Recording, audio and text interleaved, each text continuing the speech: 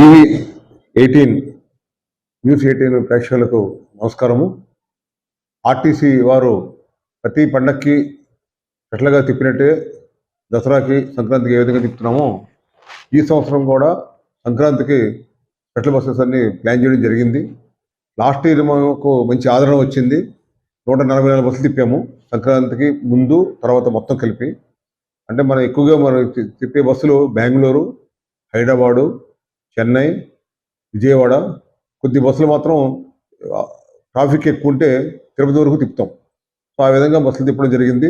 ఈ సంవత్సరం అంతకంటే ఎక్కువగా ఇంచుమించు 172 బస్సులు అనేది మేము ముందుగా ప్లాన్ చేసుకున్నాము.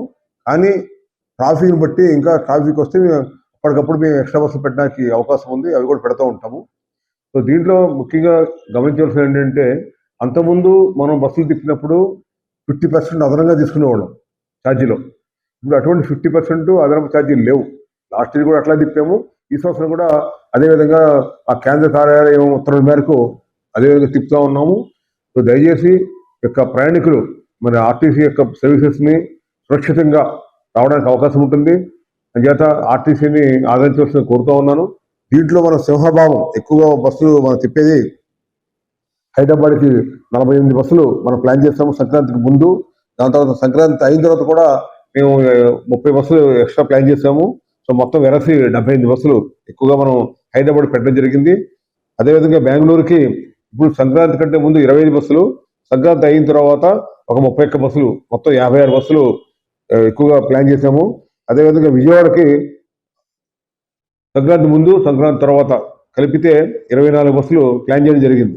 సో మిగిలిన రూట్లలో ఈ తిరుపతి కానీ, చెన్నై కానీ, అదేవిధంగా నెల్లూరు కానీ ట్రాఫిక్ ఉంటే అక్కడ మేము ఒక 6 బస్సులు 5 బస్సులు పెట్టడం ప్లాన్ చేయడం జరిగింది. సో ఏదైనా ఇప్పటికీ ట్రాఫిక్ ఏ రూట్లో ఎక్కువ ఉంటే ఆ రూట్ ప్రకారం మేము బస్సులు తిప్పడానికి అవకాశం ఉంది. సో దయచేసి సాధారణ ఛార్జీలు, నార్మల్ ఛార్జీలు తిప్పుతున్నాం కాబట్టి ప్రైవేట్ బస్సుల వైపు పోకుండా, ఎందుకంటే మనకి తెలిసిందే వాళ్ళు 2 రెట్లు 3 రెట్లు కూడా అదనంగా వసూలు చేసే అవకాశం ఉన్నది. చేత అది అటువంటి అవకాశం లేకుండా తిప్పుతాము. అదేవిధంగా ముందుగా రిజర్వేషన్ చేయించుకుంటే అప్ అండ్ డౌన్ ఒకసారి చేయించుకుంటే మీకు వెళ్ళేటప్పుడు 10%, వచ్చేటప్పుడు 10% రాయితీ వస్తుంది. చాలా ఇంతకుముందు ఒక రూట్లో ఒకవైపే ఇచ్చేవాళ్ళం. ఇప్పుడు 2 వైపులు ఇస్తున్నాం, అప్ ఇస్తున్నాము, డౌన్కి ఇస్తున్నాం. సో దయచేసి ఈ యొక్క మరి సౌలభ్యాన్ని ఉపయోగించుకోవాల్సిందిగా నీ యొక్క ప్రయాణికులు కోరుతా ఉన్నాను.